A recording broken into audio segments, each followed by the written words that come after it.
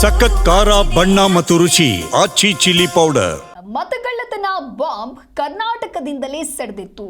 ಕಲಬುರಗಿಯ ಆಳಂದ, ಬೆಂಗಳೂರಿನ ಮಹದೇವಪುರ ಕ್ಷೇತ್ರದಲ್ಲಿ ವೋಟ್ ಚೋರಿ ಆರೋಪದ ವಿಚಾರ ಸಾಕಷ್ಟು ಸದ್ದು ಮಾಡಿತು. ಇನ್ನು ಖುದ್ದು ರಾಹುಲ್ ಗಾಂಧಿ ಈ ವಿಚಾರವನ್ನ ಕೈಗೆತ್ತಿಕೊಂಡು ಇವತ್ತು ಸಮರ ಸಾರಿದ್ದಾರೆ.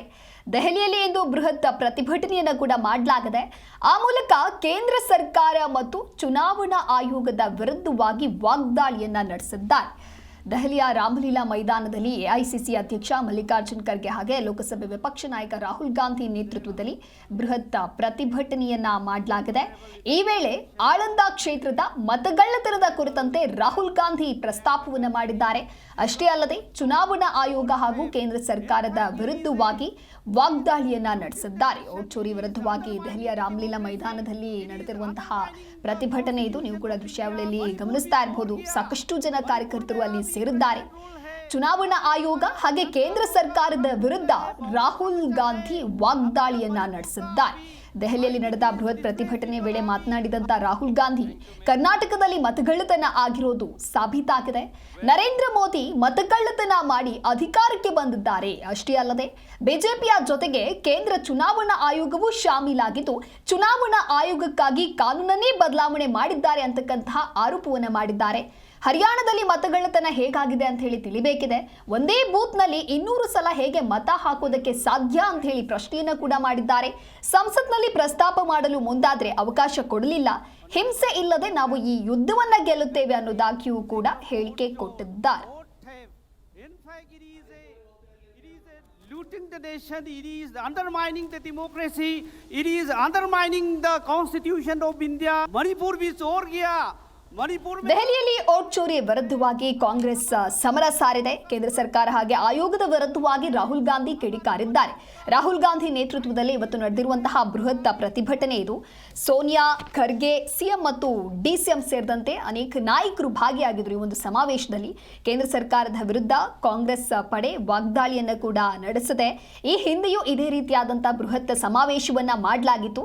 ಅದರ ಮುಂದುವರೆದ ಭಾಗವಾಗಿ ಇವತ್ತು ದೆಹಲಿಯ ಐತಿಹಾಸಿಕ ರಾಮಲೀಲಾ ಮೈದಾನದಲ್ಲಿ ಈ ಒಂದು ಪ್ರತಿಭಟನೆಯನ್ನ ಕೂಡ ಹಮ್ಮಿಕೊಳ್ಳಲಾಗಿತ್ತು. ಹಾಗಾಗಿ ಪ್ರತಿಭಟನೆಯೂ ಕೂಡ ಮುಗಿದಿದೆ. ಸೋನಿಯಾ, ಖರ್ಗೆ, ಸಿಎಂ ಮತ್ತು ಡಿಸಿಎಂ ಕೂಡ ಈ ಒಂದು ಸಮಾವೇಶದಲ್ಲಿ ಭಾಗಿಯಾಗಿದ್ರು.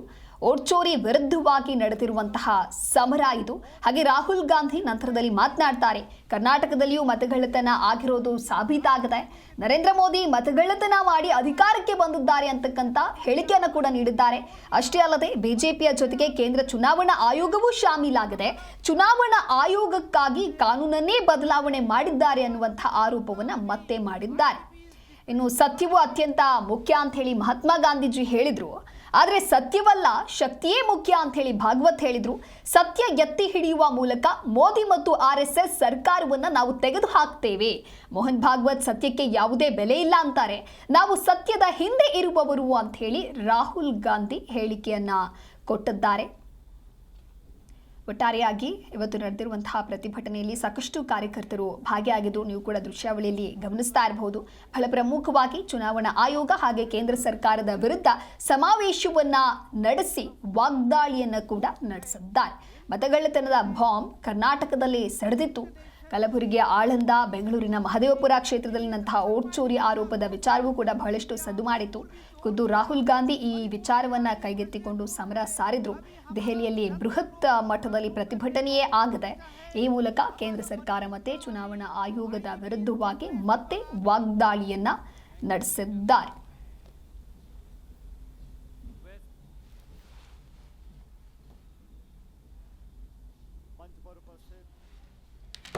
ಇನ್ನು ಬೃಹತ್ ಸಮಾವೇಶಕ್ಕಾಗಿ ದೆಹಲಿಯಲ್ಲಿ ಪೊಲೀಸ್ ಭದ್ರತಾ ವ್ಯವಸ್ಥೆಯನ್ನು ಕೂಡ ಮಾಡಲಾಗಿತ್ತು. ಸಾಕಷ್ಟು ಜನ ಕಾರ್ಯಕರ್ತರು ಸೇರ್ತಾರೆ ಅನ್ನುವಂತಹ ನಿಟ್ಟಿನಲ್ಲಿ.